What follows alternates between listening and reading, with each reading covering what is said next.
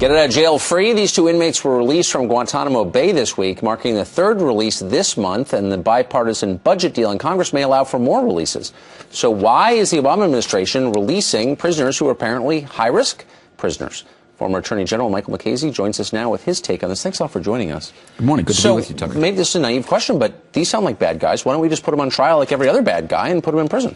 Well, some of them we can't try because either because we don't have the evidence that's admissible in court, or because it's too much time has elapsed. But that doesn't change the potential danger from releasing them. So because we have let them go from Guantanamo Bay, does that mean they're just in circulation around the world, or are they being held by our allies in other countries?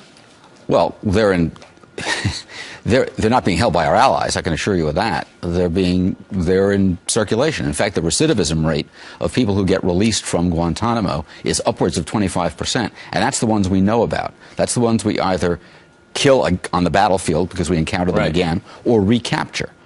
Why can't we should be implanting GPS devices in these guys, are we?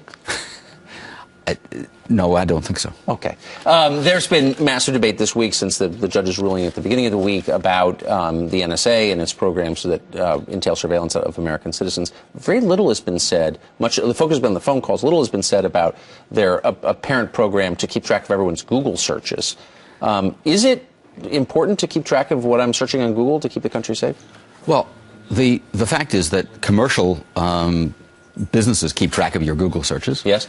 Because you make a Google search and then you get ads from people who want to sell you the kind of stuff you've been looking at. But they can't put me in jail, and they don't have. No, they can't. No, they can't. Nor can they protect you. Yes.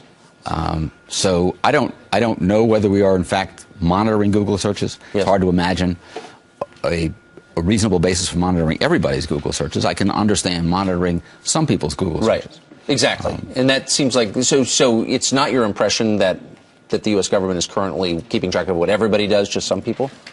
Correct. I don't. The fact is, this is what you just said is since this is a news program, it's great. It's news to me. Yes. But I can't think of a useful reason for them to keep track of everybody's Google searches. Okay. Well, speaking of surveillance, the Israeli government just released a statement saying we have learned from the documents Ed Snowden walked off with that the U.S. government is spying on us, and we want them to stop right away.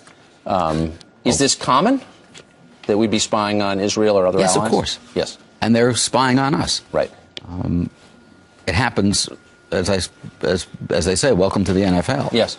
It happens all the time, and we should be keeping track of what they do and want to do, and we shouldn't surprise us that they're keeping track of what we do.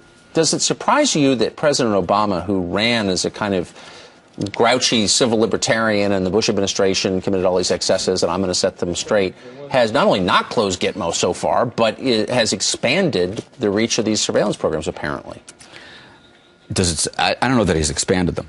I think all that's happened is that information has leaked out about them, which makes it look like they've expanded. Well, he certainly hasn't contracted them that we know of.